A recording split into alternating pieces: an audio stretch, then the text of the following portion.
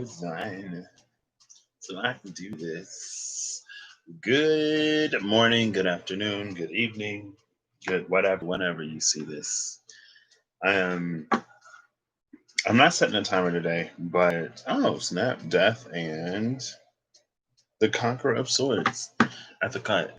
I'm using the Journeyman edition of the Weaver Tarot to see just what could be holding us back today. It's all general, timeless. If it ever applies, it applies. And so I'm using the Journeyman edition of the Weaver Tarot for the limitation, and then I'm going to be shuffling and pulling around the card in the Witch's Tarot to get the medicine or the solution or whatever for it. And it's interesting because like a week ago, I had a dream that somebody was trying to drown me. And like they were trying to drown me, but they weren't trying to drown me. It was like I was trying to drown myself because I was holding my breath.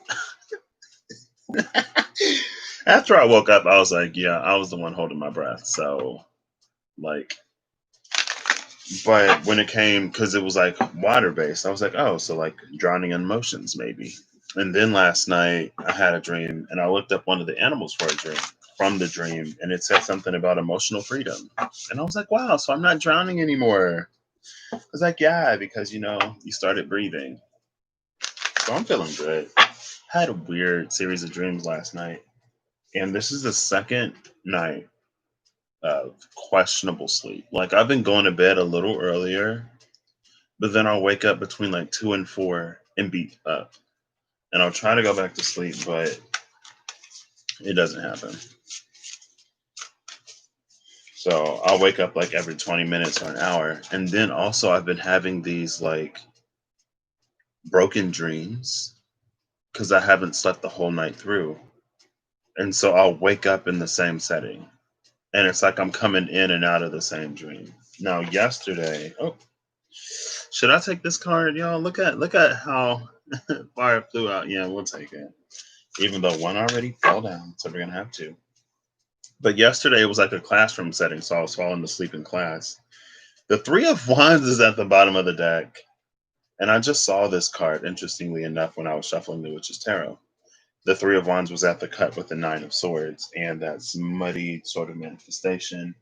Also, yesterday, I feel like the more I talk about the state of the world and things like that, the more of these like insights that I just get into the potential workings of how things go on. And last night I reached a point where it's like a lot of people don't mind buying into um, like pirate consciousness, where they just take stuff. They don't care who it belongs to. They just take it because they want it. And this like not my problem consciousness.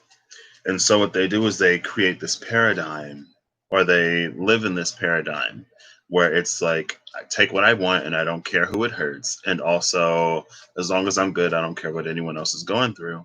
But what it does is it puts us in a position to be on that scale. So if that's how we feel about other people, then we also build this system where we interact with other people who feel that way about us. And we're not always going to be on the benefiting side of that scale. And so if we fall to the bottom of it, if we fall to the side where we're taken advantage of, then it's almost like it's fair game, right? It's like just because you go into a situation with a certain mindset doesn't necessarily mean that you're going to be at that place on the polarity. You could find yourself on the opposite side of the scale. And then it's like, well, like this isn't fair, universe, blah, blah, blah, whatever. Like, why am I going through this? And it's like, if you would put somebody else in the situation, then you open yourself to being put in the exact same situation. And none of your complaints, none of your weaseling out of it is, it's not that it's not valid, but again, it's a valid position that you're in. Just because you don't like the space that you're in within that world doesn't invalidate that world if that world is your world. So we may be seeing a little bit of that now. Potentially, maybe not. Is the Three of Wands still at the bottom of the deck? No, the Page of Cups is at the bottom of the deck now. So the card that came out face up, we're gonna do this one first, and it's the Hanged One. The Hanged One. Y'all see that rose dangling upside down? The light is a little low, so I can try to get y'all to see these today.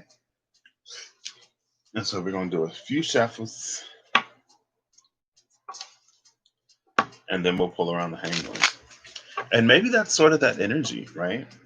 It's like if you would suspend someone else in their blessings for your own personal gain, then why not think the same could happen to you? It's like the people who would kind of sort of like use other people to navigate up a corporate ladder or something like that. And then they get used and they're like, oh my gosh, I can't believe this happened to me. It's like, I mean, you're not always going to be on the top of the wheel. Careful how you treat folks because, you're liable and subjected to experience the same treatment.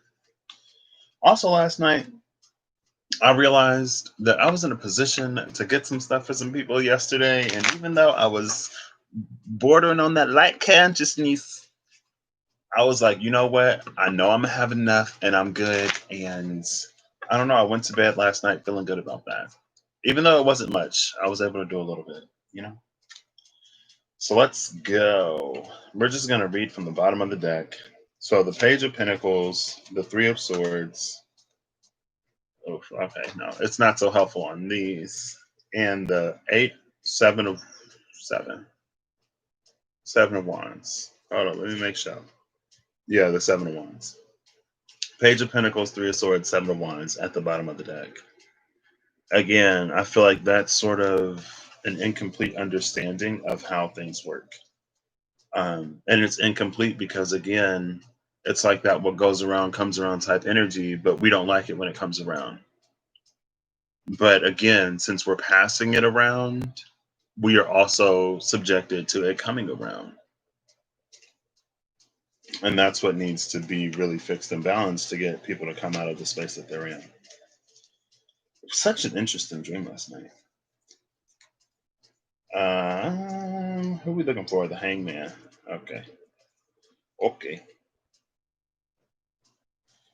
And I was going to do the whole setup thing today, but I was like, you know what? That ain't even necessary. Oh, snap. The King and the Queen of Swords are together, but they are not facing each other. The Queen of Swords is facing the Ten of Swords. The King of Swords is facing the Five of Pentacles. If y'all can see that. The Ten of Swords. Hold up. There you go. Ten of Swords, Queen of Swords, King of Swords, and the Five of Pentacles. Now, it's interesting because the King is outside of his element. The Queen is still in hers. And it's like our internal truth, or the truth that we hold inside, is going through this process of transformation. Start transfiguration, but that's weird. Inside of ourselves to make these adjustments on the external. Right? So the Queen is looking inside, the King is looking outside, and they're not facing each other. And so again, there's been the energy of this inherent disconnect between our internal truths, our internal realities, and the external reality.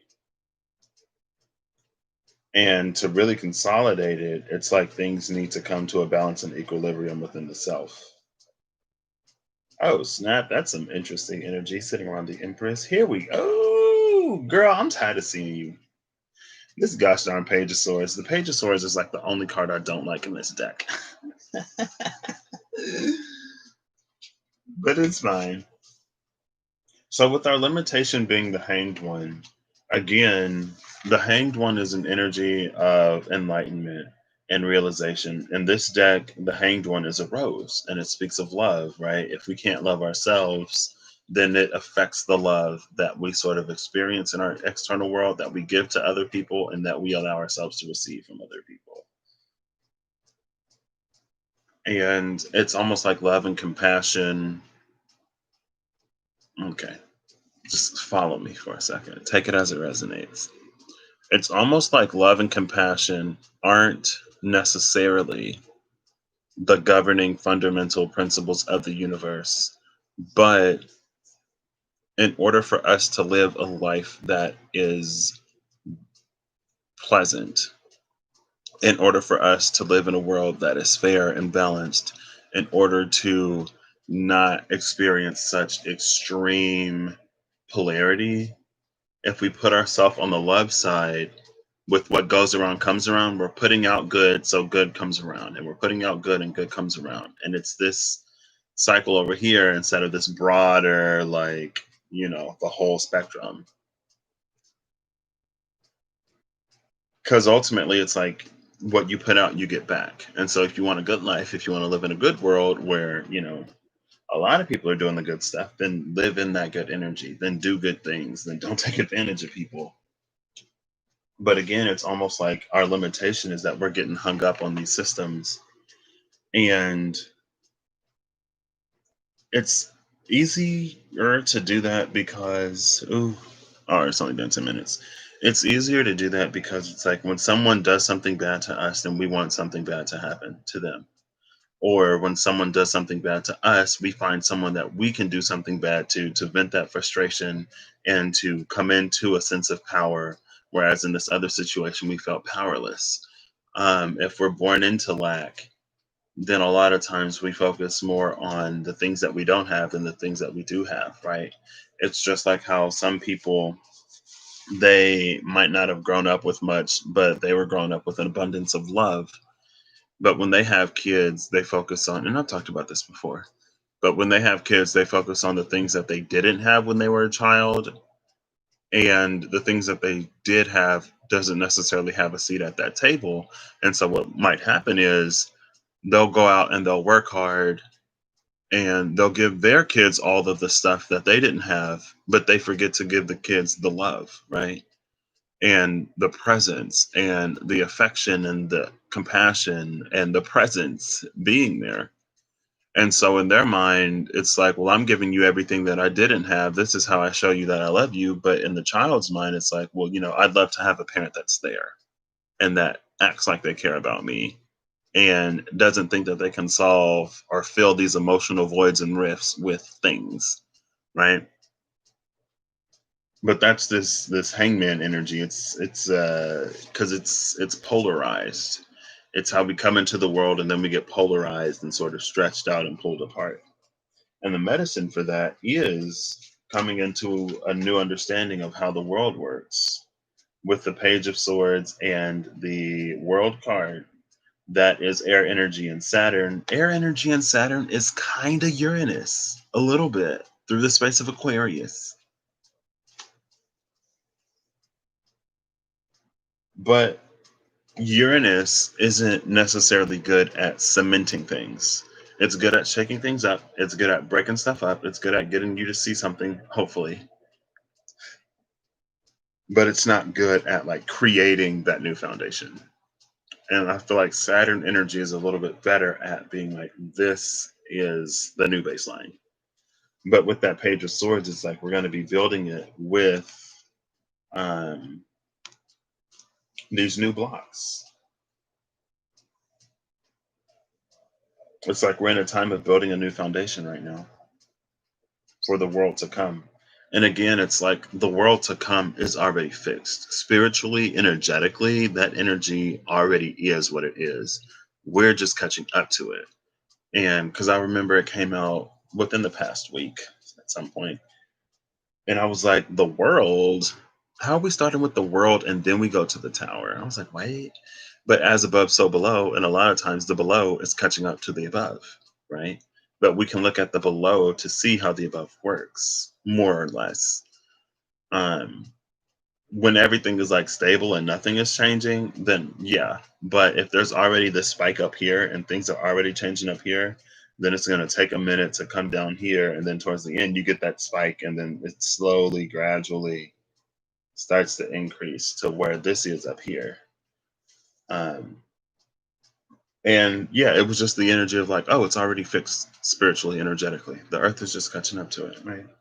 Tremors and stuff like that. The second space of limitation is the Nine of Wands. I mean, this is honestly the energy of us picking the heels that we sort of fight on, picking what we really will defend. This is putting our eggs in a basket.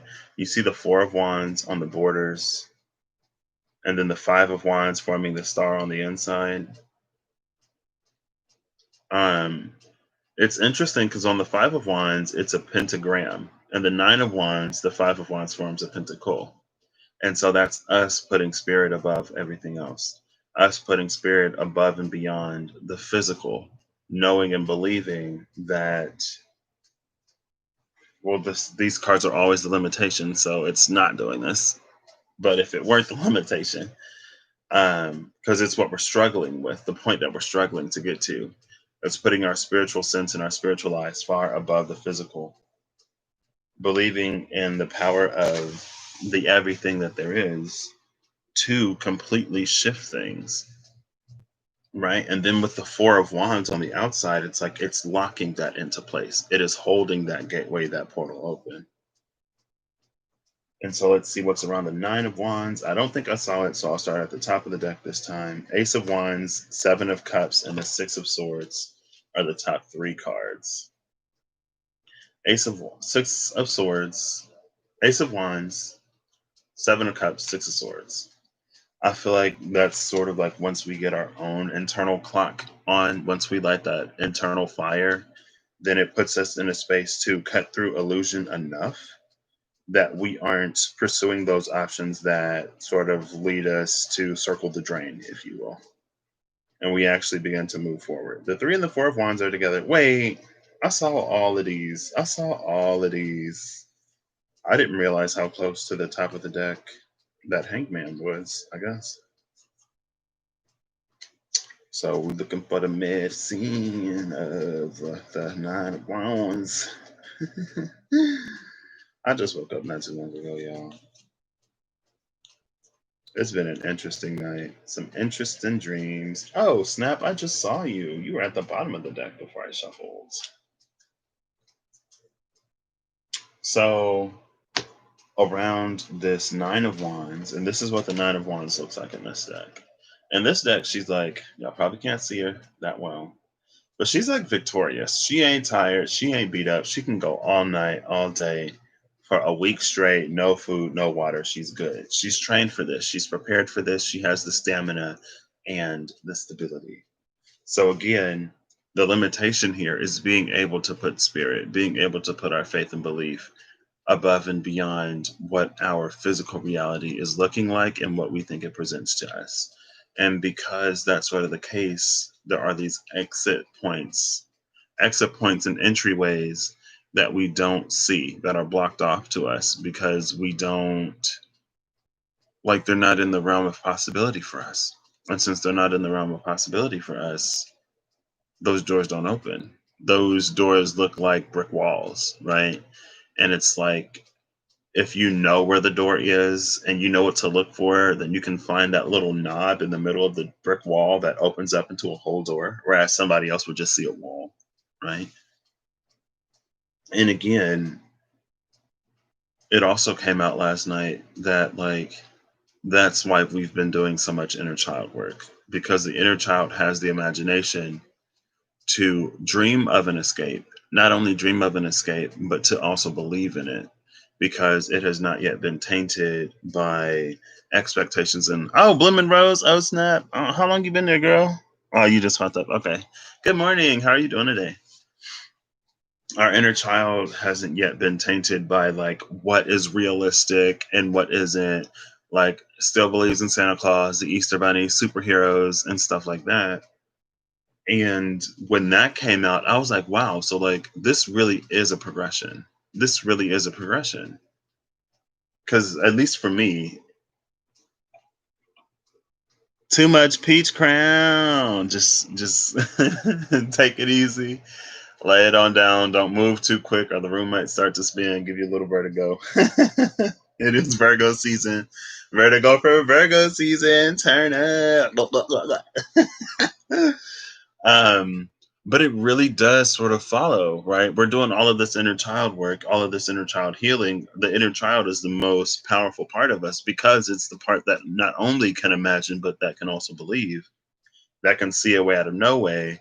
And that really makes space for miracles. It makes way for miracles. And like now, it's like that energy is kind of sort of our escape if we dare to put, God, the universe, your angels, and spirit above the machinations of the physical reality and the physical world and what man can do. But again, it's like these portals don't open themselves. You have to align your energy to it to see it. And then the cards that came out, we have a Six of Cups in between the Page of Cups and the Five of Cups. There's the five. I guess I can turn this light on now because I'm not showing the other cards anymore. Here's the five. There's the page. Now she's looking away from the Page of Cups.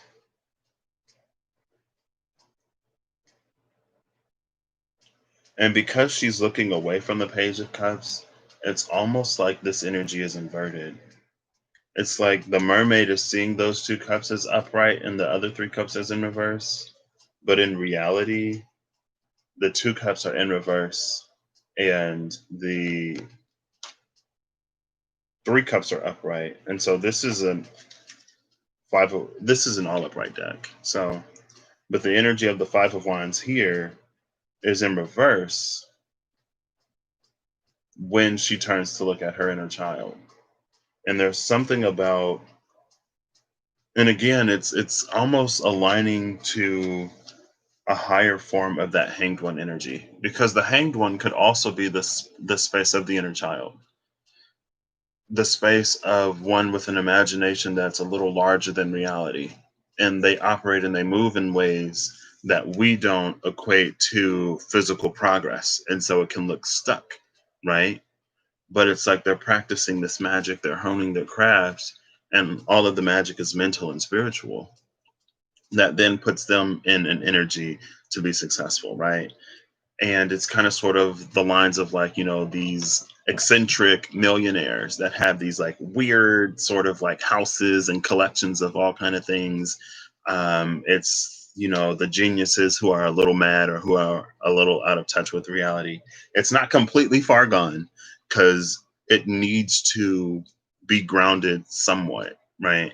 If it operates too far outside of the way things work, then it won't click into this space where it unlocks these doors that then, those are the cogs clicking into place to, like, when they start moving, it like lets down the drawbridge or it like opens up the gate or whatever. Like if the cogs are too far spaced, they'll never click together when they start rotating. And so we do need to be a fair amount of grounded, but it's not to be indoctrinated by the system. But that's not the word I want. Not so enmeshed within the system that we're only trying to get things out of it that it can give us. Because honestly, there's a lot of frustrations in the world right now with the way some of these systems are. But if we really look at how and why these systems were created, we're asking for things that these systems were never designed to give us. I mean, the systems kind of sort of run because of and profit off of our self-loathing and external focus, right? It's all about us paying somebody else to get some kind of happiness, to get some kind of clarity, to get some kind of whatever, instead of finding it within ourselves. And so as long as we're going outside, we're keeping the outside alive. But anyway, not too far into that because it's already been 23 minutes and at 25 is the cutoff. um But yeah, with the Five of Cups in reverse, it's about putting all of that in perspective. And it's about, I don't know. I mean, honestly, the question here with the Page of Swords in the world, the Page of Cups, and the Five of Pentacles, or the Five of Cups in reverse, sorry. The question here is, how powerful do you think you are? And if you were as powerful, oh, we got to switch. We got to switch up. If you were as powerful as you said that you are, if you are as powerful as you say that you are, even if you don't fully comprehend the magnitude of your power, what kind of world are you manifesting for yourself? And how do you view other people in that world? What weight do you give their experience in your world and in your reality? Is it a not my problem type of attitude or mentality? Because if it is, again, you put yourself in a space to manifest a world full of people with a not my problem type of mentality. So when it is your problem, no one else cares because you didn't care when it was anyone else's problem. And so it's very much like, and that's my problem with this, the whole like unity consciousness thing right now. It's like people say like unity consciousness, and we use oneness as if the entire universe is going to collapse around us. When in reality, it's supposed to be us aligning with the heart of everything. It's us getting closer and closer to the source so that we're actually in a space where we are to be united with others, right? But anyway, I am going to get the final card from the Witch's Tarot. Not going to get a final card from the other one because that one only speaks limitation. So, and we already got the two today. Again, the limitations were, let's see. Can y'all see that? Limitations were the Hanged One and the Nine of Wands. The Hanged One and the Nine of Wands is like, it's fighting a battle that's not even, it's like you're at your post when the war is like long over. You're standing guard over something that doesn't need to be guarded. It is an energy of illusion and it is an energy of mist. It's like whatever you're trying to protect is illusionary, it has no substance. And if it does, it certainly isn't what you want or what you think it is.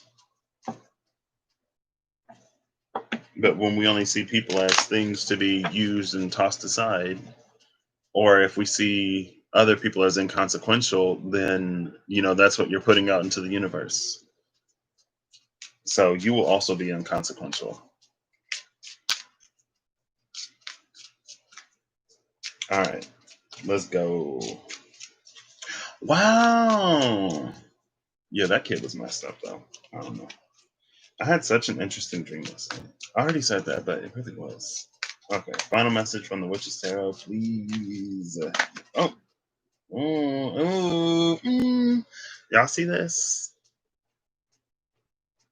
I don't know if I should take it. I'll take it if I can get it to fall on the table with one hand. Come on, thumb. Oh no, I might flip it back. I might flip it back. Oh, it's going in the deck. It went inside the deck, but it's still face up. So we'll make our way back to it. It's on there somewhere. Where is it? Where is it? Where is it? Is that it? Nope. Where is it? Where is that? Where are these card backs? Hello? Did I pass it? Oh my goodness. No, there they are. Let's see. Oh, wow. Okay.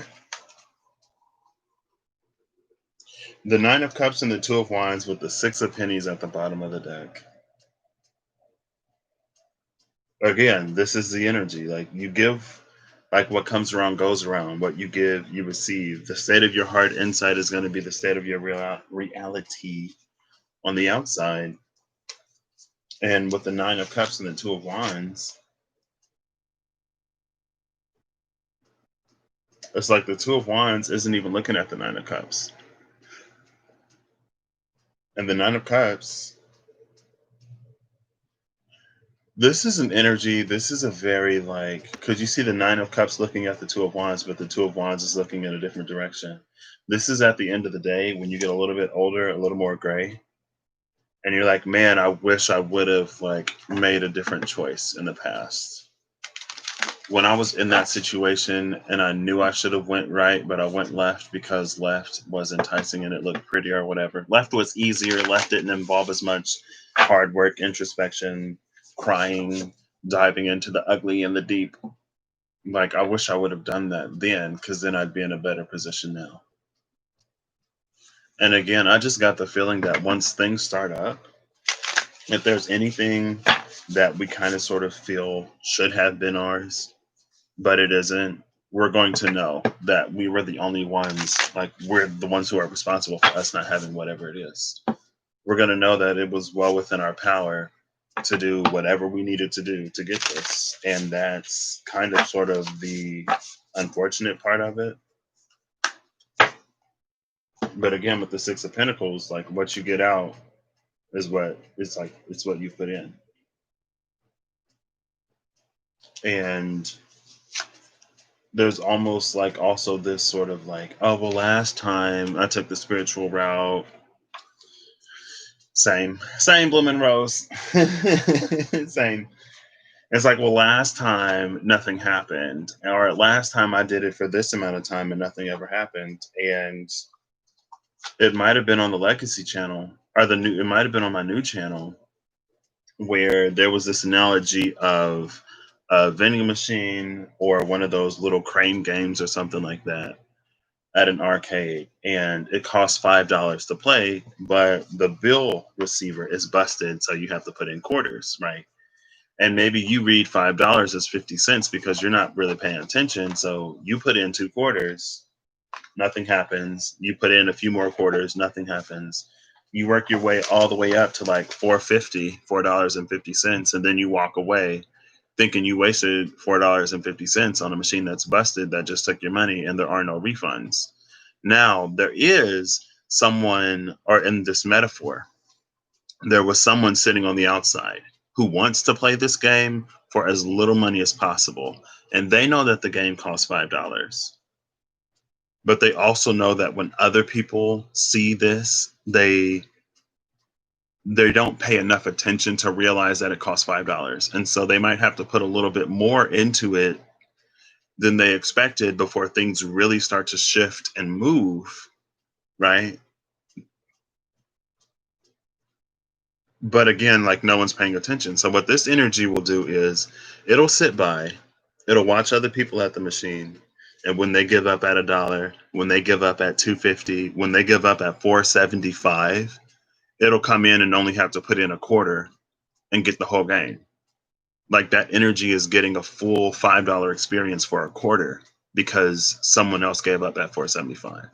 Like one quarter away before things begin to shift and move. And that's another reason why it's so important to not be focused primarily on the external world right now. It's a reason because, like, if you were on the internal, I feel like you could have your doubts, you could have your questions, but then you get that internal reassurance. You get that guidance knowing, like, you're on the right path, just continue. Things are changing, things are happening. You may not see it right now, it's all happening in this space before it begins to happen down here. And there's some other things that need to happen down here because it's like if you're supposed to be here and we start here, but there's this gigantic sort of like chasm right here because of everything that's been happening. This chasm needs to be filled and leveled. So then, you can just do, do, do, boop, right? Or do, do, do, do, do, do, do. And then you go. Sound effects. But yeah, that's it. And then it's like you see someone else come up behind you and put in a quarter and get the game to start, and you're like, "Whoa!" Like, first of all, like, how did you get that to work? Because I put in $4.50 and it didn't work. And they're like, "Oh, the game costs $5." And you're like, "Well, I put in $4.50 and you only put in 50 cents, so that's my game." And they're like, "Well, you walked away from it, so that's not my problem." And you're just like, I mean, you could argue with this person and you could project your frustration and your anger at this person. You could hate them, you could be envious of them, but at the end of the day, you walked away from the machine before it was like time for things to turn on. So is somebody just supposed to not play this game? Or like even if that person or that energy didn't know that you were only 50 cents short, even if they weren't watching, if someone else came up to play the game, they'd still only have to put in two quarters to get it to work. Right? The things that we don't claim are kind of sort of left unclaimed. Now, energetically, It ain't necessarily the same as the physical, where it's like, if you pre-order something at a store and they're like, hey, like you got, you know, 10 days to come pick this up, or we'll sell it to somebody else and we'll refund you. And then you just sit on it. And then on the 25th day of Christmas, I miss Christmas. I might listen to Christmas music today. Maybe I'll do it tomorrow and I'll find a Christmas movie and it'll give me something to be excited for. Yeah, I think I'll do that. It's about creating things to be excited for. That's one way I'm passing the time. Um, but yeah, it's like you come 25 days later and you're like, hey, I'm here to pick up my thing. And they're like, oh, well, we have a 10-day policy. The money already hit your account. Like somebody else came and picked it up. And it's like, well, I pre-ordered it. I did this, I did that. And it's like, the policy is the policy, sir, and or madam, and or, non-binary person. You know, the policy is the policy, and you knew what the policy was. And if you really wanted this, you would have claimed it within 10 days. 10 days is quite a bit of time. And if you would have called us and told us that you're not in town and it's going to take you a little bit to get back, if you would have informed us, if you would have let us know, then we could have held it for you. But you did none of that. So we assumed that you didn't want it anymore. And so we refunded you your money. You're not out of anything. You just don't have what you wanted because you didn't claim it. Is it just supposed to sit there forever? Like, no. You can get a refund. Like, refunds exist. It's like with a refund, your claim to this thing has been undone. Don't let it sit. Take it. Make sure that. And also at the same time, it's like if you find yourself in a position, if you find yourself in a space that is less than favorable and you've been doing a whole bunch of work, take a bigger look at your life, your heart, your spirit, and your mind, and ask yourself if you're not on the worst end of the stick that you would put somebody else on. Ask yourself if you're not in a position that you would wish that someone that you don't like would be in, or just somebody that you don't care about, right? If some random person came up to you and like, oh my gosh, I'm going through this and I'm going through that, like, do you have anything to spare? Could you help me at all?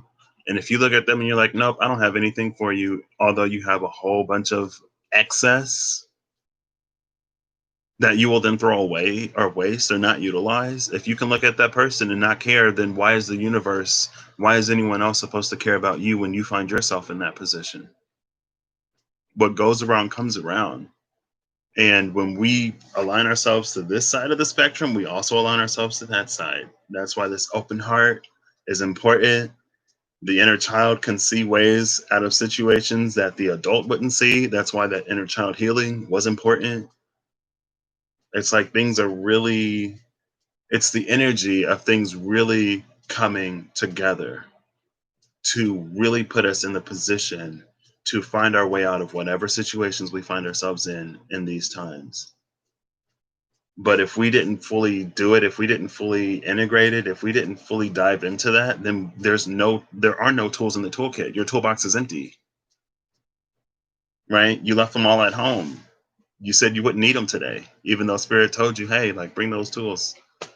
If you haven't been working on your intuition and listening to your intuition, I don't know. But but it's not too bad. That's what I got today. Those are the limitations. Um just some things to think about, some things to clean up and clear up. Now that it's Virgo season, maybe I'll do this like every day because it is Virgo season.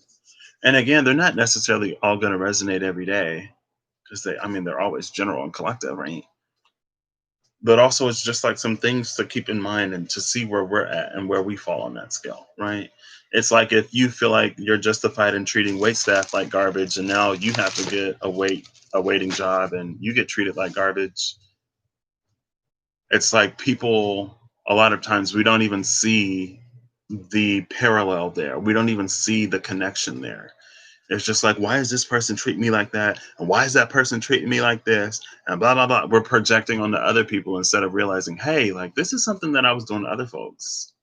This doesn't feel good. Let me like change some things within me And let me come into some appreciation for the people who do this so that I don't do this anymore. You know what I mean? So I don't know. Or not. It's your life. You can do whatever you want. I hope you have again a good whatever whenever you see this. And I hope you're acting in alignment to get whatever you want in this lifetime. Because, it's kind of sort of sometimes how we get it. Kind of got to be in line if you want the thing. You kind of got to, go to the store and pick it up or place the order or do something to actually acquire what it is that you want sometimes. Or you'll get lucky and somebody will gift it to you for just because they love you.